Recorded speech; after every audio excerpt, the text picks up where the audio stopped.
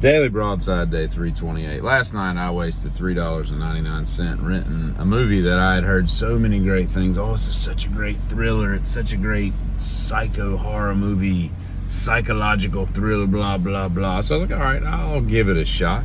I'm okay with a good horror movie. You know, there's not too many out there that, you know, because everything's been done. You know, it's kind of hard to replicate the suspense and the terror. But anyway, so I rented Get Out. I'm going to tell you right now.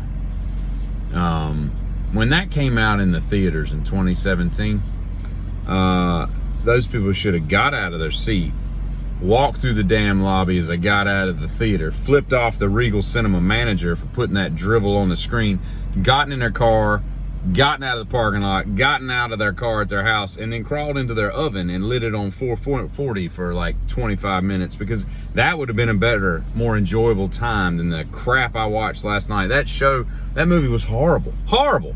Like, who thought that was a good movie? It was so stupid. So stupid. And Jordan Peele, he's the less funny of the two. He should never make another movie again if that's the standard that he's holding himself to. Oh, it was bad.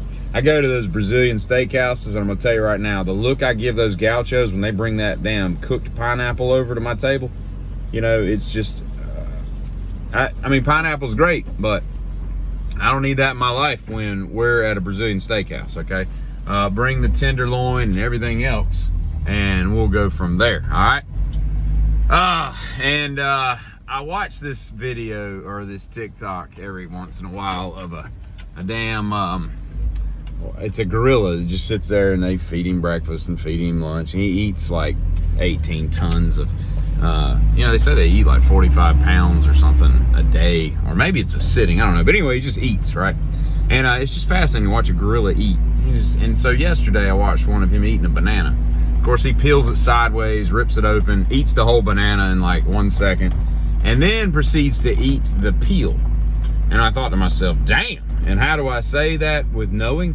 It's because one time I was at work and I walked in and decided, just to be funny, to take a huge chunk out of the side of the banana, peel and all. Oh, that is the most bitter substance on planet Earth. I mean, you could go out in the woods and just randomly start eating wild plants, and I bet you they taste better than that. It was, and it lasted forever. It was like 30 minutes before I get that taste out of my mouth. It was disgusting. So anyway. That's not really important. I had a Chihuahua, real short-haired Chihuahua when I was a kid. You know, I think he died when I was like a teenager. And I noticed one day, he was sitting there, you know, I'm sitting there petting him, watching TV or whatever, and I noticed, and I'm like, this damn dog has 9 nipples. So he had this one nipple that was kind of like off. It didn't have a mate. It didn't have like a, you know, you look over to your left, you're like, what's up? And it didn't have one of those. It was just all by itself. And I was like, that must be like the dog version of being born with a third nipple. You know, those people, I think it's typically women, but maybe dudes, I don't know. But they're born with like a third nipple, and they gotta have that crap surgically cut off their body. When really, I mean, especially girls, like, why would you get that cut off, man? What if you're born with like 6 nipples? You know, it didn't have a tit to go with it, but I mean, I bet you most dudes would be like, all right, cool. You know, what's better than 2 nipples? 3 nipples. I don't know what the hell I'm talking about right now, but that's not really relevant. And I wonder what the management of a club that allowed G.G. Allen before his untimely demise to play thought to himself. What's that? G.G. Allen and the murder junkies. What? What's he do? He gets naked on stage and then throws excrement all over the place and onto his face and onto the crowd.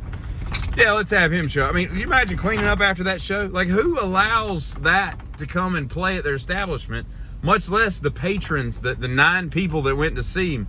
I'm gonna tell you right now, if you've never seen the documentary, it's almost like a metal version of the Wild Whites of West Virginia or wherever it's called. You know, it's just that kind of like eye-opening, like, what in the hell are we doing here? All right, watch the crosswalk. So yeah, G.G. Allen. And it wasn't even good music. That's the worst part of it.